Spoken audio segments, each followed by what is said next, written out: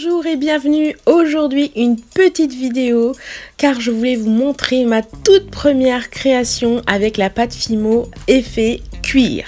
Si vous travaillez la pâte polymère, eh bien vous n'avez pas pu manquer la sortie toute récente des nouveaux pains de pâte de chez Staedtler, Fimo Staedtler.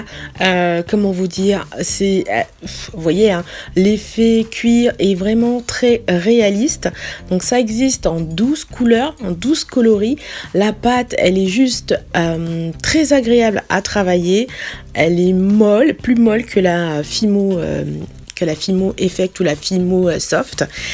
Elle est très agréable à travailler, le rendu cuir est très réaliste et je me suis amusée à créer cette toute première pièce qui est un bracelet.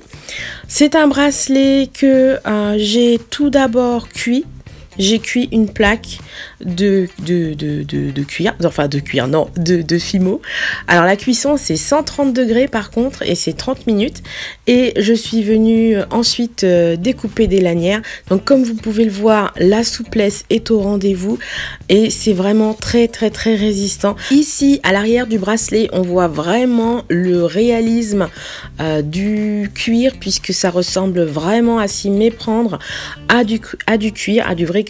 Moi j'ai passé, donc j'ai texturé le devant, le dessus et j'ai passé une patine avec, enfin j'ai passé de l'acrylique que j'ai épongé par la suite pour donner encore plus ce réalisme.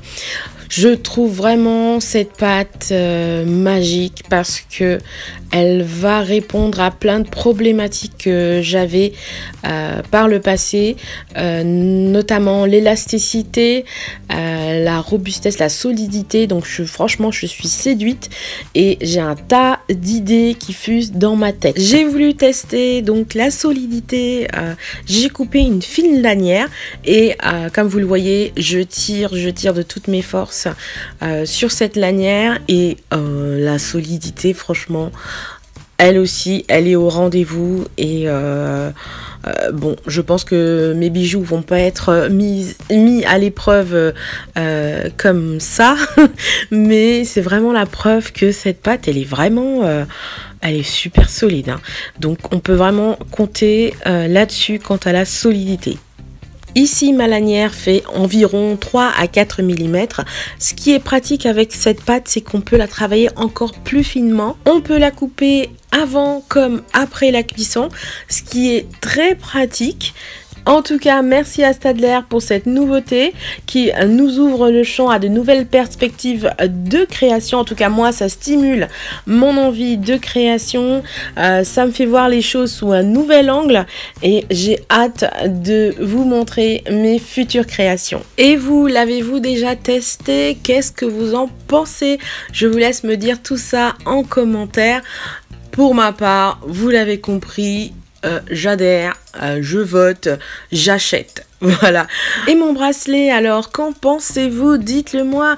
Si vous aimez, prenez une petite seconde pour me mettre un pouce en l'air et dites-moi ce que vous en pensez également de ce bracelet. En attendant la prochaine vidéo, je vous envoie des gros bisous, d'énormes bisous. Soyez créatifs et n'oubliez surtout pas, souriez, vous êtes coquette.